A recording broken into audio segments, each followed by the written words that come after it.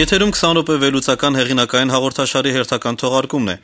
Այն վարում եմ ես Գևորգ Մելիքյանս, եւ այսօր ես հյուրընկալել եմ իրանագետ, Իրանի հարցերով փորձագետ Արմեն Իսրայելյանին։ Բարև ձեզ, Արմեն։ Բարև ձեզ։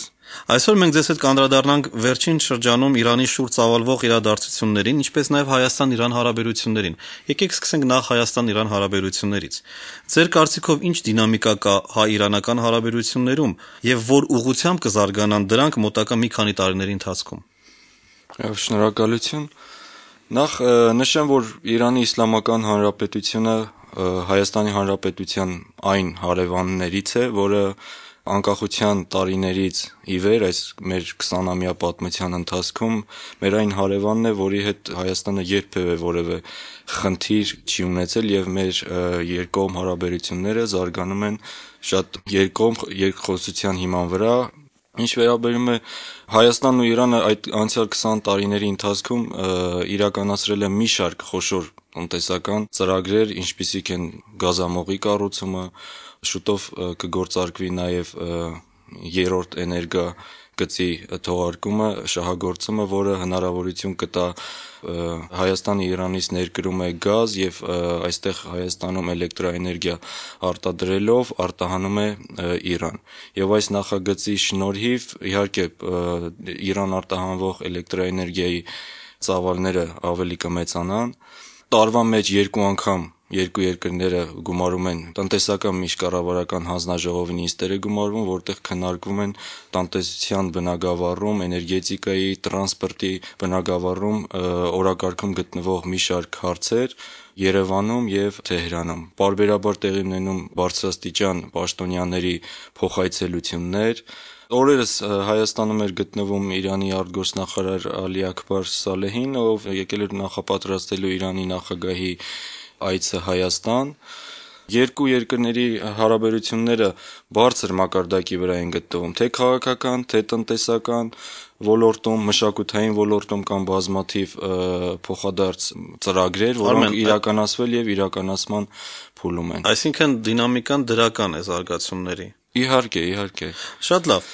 Դուք նշեցիք, որ Իրանի արտգործնախարար Սալեհին Հայաստանում էր եւ նա հանդիպեց իր հայաստանյան գործընկերոջ հետ, որի հետ քննարկվեցին մասնավորապես վիզային ռեժիմի վերացման հարցեր։ Այսինքն Հայաստանը շատ հնարավոր է, որ մոտ ժամանակներում, մոտ տարիների ընթացքում ունենա թափանցիկ սահման Իրանի հետ։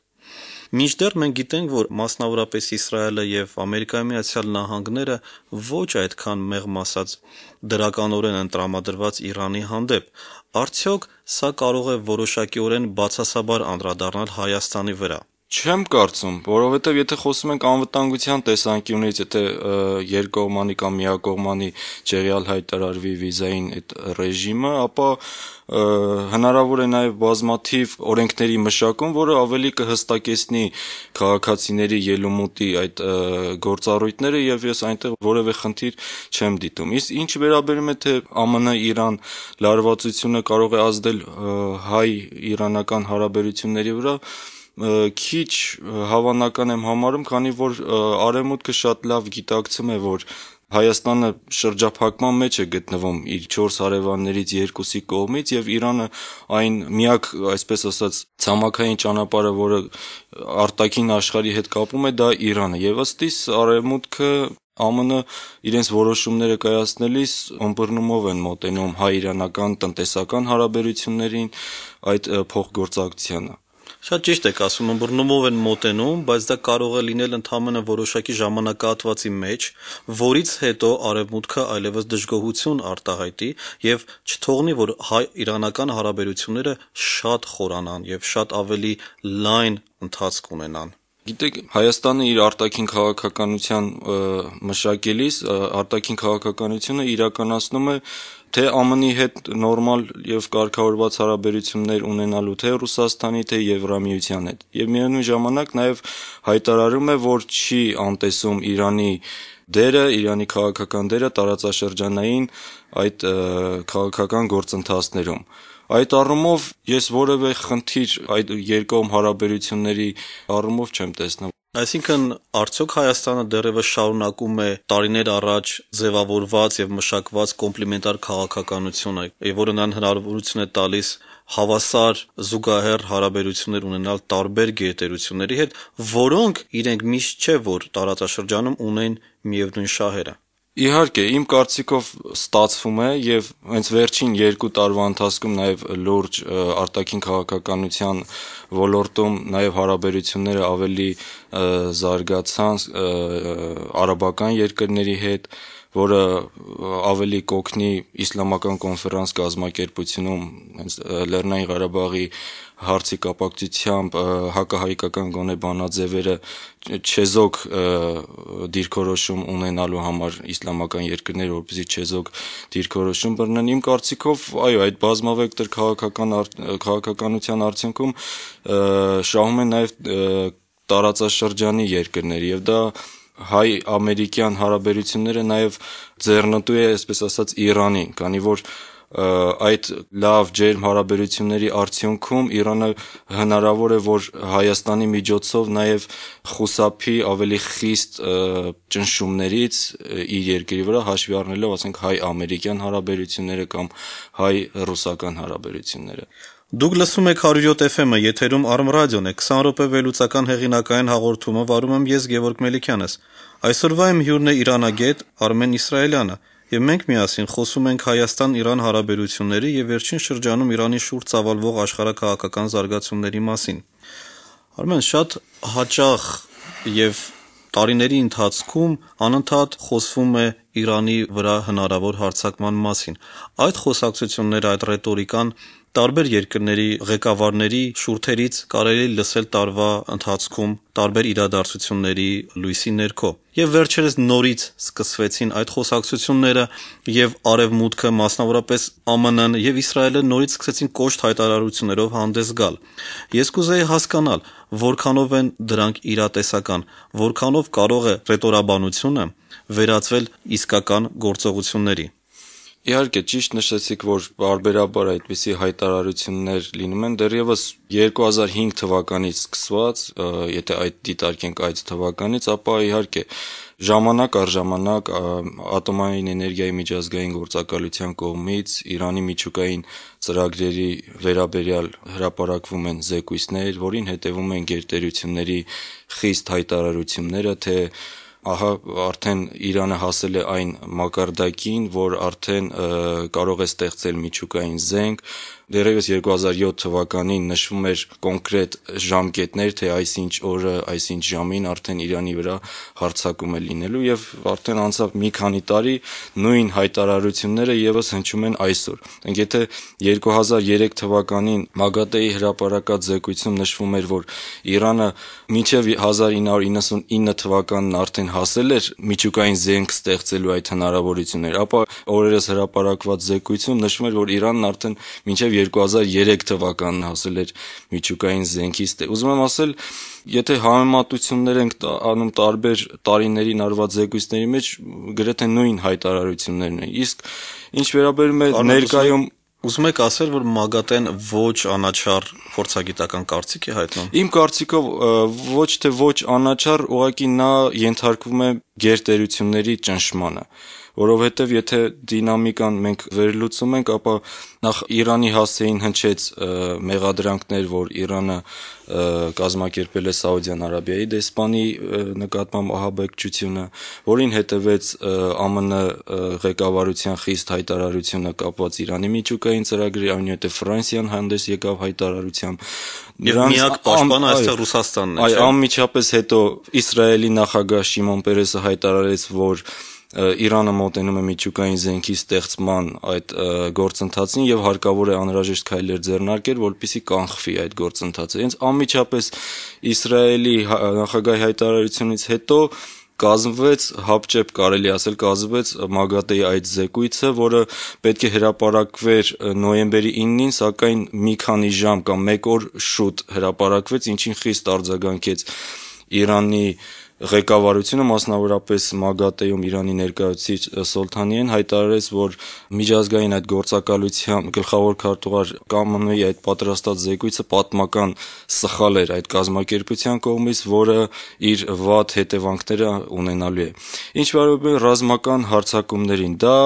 ես քիչ հավանական եմ համարում ներկա տարածաշրջանային գործընթացների պայմաններում, քանի որ այդ ռազմական հարձակման մասին հնչող հայտարարությունները միայն նպատակ ունեն Իրանի դերը նվազեցնելու, հնարավորինս նվազեցնելու տարածաշրջանային գործընթացներում եւ բնականաբար այդ հայտարարություններից հետո, զեկույցներից հետո կկիրառվեն ավելի խիստ տնտեսական պատժամիջոցներ, որը ըստ իս ներկայում Իրանի բնակչության, Իրանի համար ավելի վտանգավոր է, քան այսպես ասած ռազմական հարձակման մասին հայտարարությունները, քանի որ այդ տնտեսական պատժամիջոցների արդյունքում, եթե նախկինում 2 տարի առաջ այդ պատժամիջոցների արդյունքում տուժում էր կամ սառեցվում էին իրանցի խոշոր բիզնեսմենների կամ պետական պաշտոնյաների հաշիվները կամ տուժում էին ընկերությունները, ապա ներկայում արդեն այդ պատժամիջոցների վնասները հենց անմիջապես իրենց վրա զգում են հասարակ քաղաքացիները։ Օրինակ կենցաղային առօրյա օգտագործման ապրանք, արտասահմանյան արտադրության ապրանքներ արդեն չկան Իրանում, գները ահռելի թանկացել են, բանկային շատ մեծ դժվարություններ ունեն հենց հասարակ քաղաքացիները, ոչ մեծ ընկերությունները,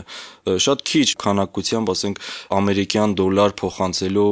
Հայաստանում կամ այլ երկրում իրենց բարեկամներին կամ ուսանողներին։ Այսինքն զգացվում է արդեն Իրանում ամերիկյան դոլարի պակաս եւ յուրաքանչյուր անձ, եթե չեմ սխալվում, տարվա մեջ մեկ անգամ կարող է դոլար գնել եւ իր օգտագործման համար։ Դա նշանակում է, որ դոլարի դեֆիցիտ է առաջանում, արդեն բարձրանում է արժեքը, եթե 2-3 ամիս առաջ 950 թուման էր, այսօր արդեն 1 ամերիկյան դոլարն արժի 1400 թուման։ Ահա այսպիսի այս մի շարք տնտեսական այդ պատժամիջոցների արդյունքում դա ազդում է բնակչության վրա, որը իհարկե իր հուզումները կբերի եւ ավելի մեծ վնասներ կհասցնի։ Փաստորեն դուք քիչ հավանական եք համարում Իրանի վրա հնարավոր հարձակումներ։ Այո, չեմ կարծում, որ ռազմական եւ Իրանը մանևրելու ձև է սա արդյոք արևմուտքի կողմից։ Իհարկե, որովհետեւ նախ հաշվի առնելով այն փաստը, որ առաջիկայում լինելու են Իրանում խորհրդարանական ընտրություններ, այնուհետև նախագահական ընտրություններ, չեմ կարծում, որ այդ գործընթացների նախօրեին Իրանի վրա որևէ ռազմական հարձակում լինի, քանի որ պարզ չէ թե ինչ քաղաքական գործընթացներ կլինեն, ինչպիսի ղեկավարություն, ինչպիսի կառավարություն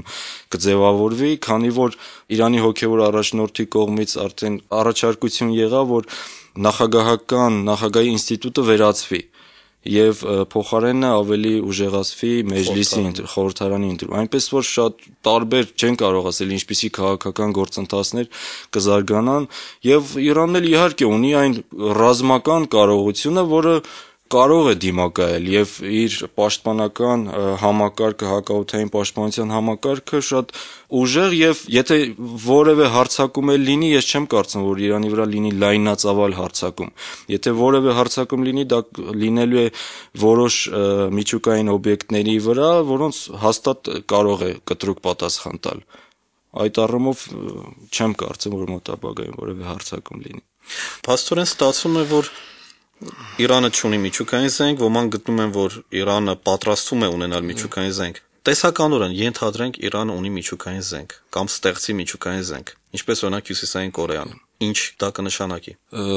Դե ասենք տարբեր մեծ գերտերությունները բոլորն էլ այսպես ունեն միջուկային այս օրինակ Իրանը հայտարարում է, որ 5000 միջուկային ռումբ ունեցող ԱՄՆ-ն մեղադրում է Իրանին այն բանի համար, որ Իրանը ցանկանում է ստեղծել միջուկային զենք կամ Իրանի նախագահը բազմիցս է հայտարարել եւ հենց վերջին զեկույցից հետո էլ հանդես եկավ հայտարարությամբ, ասաց, որ Իրանը միջուկային զենք ստեղծելու նպատակ չունի եւ եթե որևէ նպատակ ունենար, նա կստեղծեր եւ ոչ մի երկրից չէր վախենա եւ շատ առանց աղմուկ իր գործը կկատարեր։ Լավ, Արմեն, եթե նա չունի այդպիսի նպատակ եւ ցանկություն, անգամ նրա մոտ դաշնակից Ռուսաստանը հորդորում էր Իրանին եւ Իրանի մասնավորապես նախագահին ավելի թափանցիկ դարձնել գործունեությունը միջուկային ծրագրի հետ կապված, որպեսզի ՄԱԳԱՏԷ եւ փորձագետները եւ անկախ վերլուծաբաններ եւ փորձագետներ կարողանան մուտք ունենալ։ Եթե չկա նման մտավախություն Իրանի կողմից, ապա ինչու նա չի թողնում, որպեսզի նման փորձագետներ մուտք ունենան եւ ավելի մանրամասնորեն ուսումնասիրեն։ Չի ասի, որովհետեւ կան բազմաթիվ այցելություններ լինում են եւ թույլատրում են եւ հենց ՄԱԳԱՏԷ-ում Իրանի դեսպանն էլ իր հայտարարության մեջ եւս զեկույցում նշեց, որ Իրանը միշտ էլ պատրաստ է եղել եւ ընդունել է միջազգային այդ գործակալության մասնագետներին իր այդ միջուկային հաստատություններ։ Ինչ վերաբերում է Ռուսաստանին, բնականաբար այն պետությունները, որոնք որ քննադատում են Իրանին միջուկային զենք ստեղծելու մեղադրանքով, նրանք այլ նպատակներ են, այլ շահեր են հետապնդում։ Այն երկրները, որոնք որ պաշտպանում են Իրանին այդ գործընթացներում, նրանք բնականաբար եւս իրենց շահերն են հետապնդում, թե Ռուսաստանը, թե Չինաստանը։ Այդ ամենը իմ կարծիքով զուտ քաղաքական նկատառումներից ելներով է կատարում, յուրաքանչյուր պետություն, յուրաքանչյուր երկիր ցանկանում է որևէ գործընթացում իր հասանելիք շահաբաժինը ստանալ։ Արմեն, եւ իմ վերջին երկու հարցերը, որոնց խնդրում եմ պատասխանեք հնարավորինս կարճ։ Ինչպիսի զարգացումներ եք տեսում թուրք-իրանական հարաբերություններում, հաշվի առնելով նաև, որ Ահմադինեժադը շուտով կայցելի Թուրքիա եւ հետաքրքիր միտումներ է նկատում թուրք-իրանական հարաբերություններում, եւ երկրորդ հարցս վերաբերում է Իրան-Ադրբեջան հարաբերություններին։ Եվ շնորհակալություն, խոսենք Իրան-Թուրքիա հարաբերությունների մասին։ Նախ վերջին 1-2 տարվա ընթացքում խիստ լարվեցին իրանա-թուրքական հարաբերությունները կապված սիրիական հարցի հետ, սակայն եթե Սիրիայի հարցում Իրանի քաղաքական իշխանությունները փոքր-ինչ դիվանագիտորեն էին վերաբերում այդ Թուրքիայի դիրքորոշմանը, ավելի մեղմ հայտարարություններ էին հնչեցնում, սակայն այն բանից հետո, երբ Թուրքիայի ղեկավարությունը որոշում կայացրեց, որ ՆԱՏՕ-ի ռադարային համակարգերը պետք է տեղակայվեն Թուրքիայում, դա իհարկե շատ արժանացավ Իրանի ռազմաքաղաքական ղեկավարության շատ խիստ հակազդեցությանը, նախագահի մակարդակով, արտգործնախարարի, պաշտպանության նախարարի, հոգևոր առաջնորդի, ռազմական խորհրդականի մակարդակով Թուրքիայի հասցեին հնչեցին շատ խիստ մեղադրանքներ եւ նախազգուշացումներ, որ եթե Իրանի վրա որևիցե հարձակում լինի, Իրանը պատրաստ է շատ կտրուկ հակահարված տալու Թուրքիային։ Ինչ վերաբերում է Իրան-Ադրբեջան հարաբերություններին, ապա այստեղ այդ հարաբերությունները կարելի է դիտարկել կայուն լարված։ Կան մի շատ գործոններ, որոնց պարագայում այդ երկու երկրները ունենում են պարբերաբար շատ լարված հարաբերություններ։ Խոսքը վերաբերում է մզկիթների քանդման գործընթացին, հեջաբի արգելման գործընթացին, որոնց Ադրբեջանում, այո, եւ Իրանի ղեկավարությունը իր հոգեվորականների,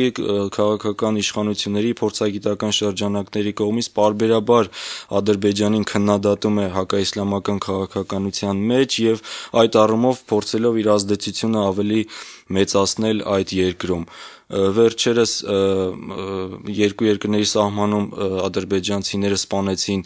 իրանցի սահմանապահ զինծառայողին, այդ առումով եւս լարվեցին երկկողմ հարաբերությունները։ Հետաքրքիր մրցակցություն է ընթանում նաեւ Իրան-Թուրքիա մրցակցություն նաև Ադրբեջանում։ Ես նշեցի, որ Ադրբեջանը մեծամասնության բնակչության իսլամի շիա ուղղության հետևորդ է եւ քանդելով շիական մզկիթները շատ հետաքրքիր գործընթաց է սկսվել վերջերս եւ Թուրքիայի աջակցությամբ Ադրբեջանում կառուցվում է սուննիական մզկիթ։ Այդ առումով Թուրքիան փորձում է Ադրբեջանին հնարավորինս հեռու պահել, դուրս քաշել Իրանի ազդեցությունից։ Շատ շնորհակալություն, Արմեն։ Եթերում էր Arm Radio-ի 20 րոպե վերլուծական հեղինակային հաղորդումը, որը վարում եմ ես Գևորգ Մելիքյանս։ Այսօրվա իմ հյուրն էր իրանագետ Արմեն Իսրայելյանը։ Մենք անդրադարձանք Հայաստան-Իրան հարաբերությունների եւ վերջին շրջանում Իրանի շուրջ ծավալվող աշխարհաքաղաքական զարգացումներին։ Ունկնդրեք Arm Radio եւ հետեւեք մեր հաղորդումներին։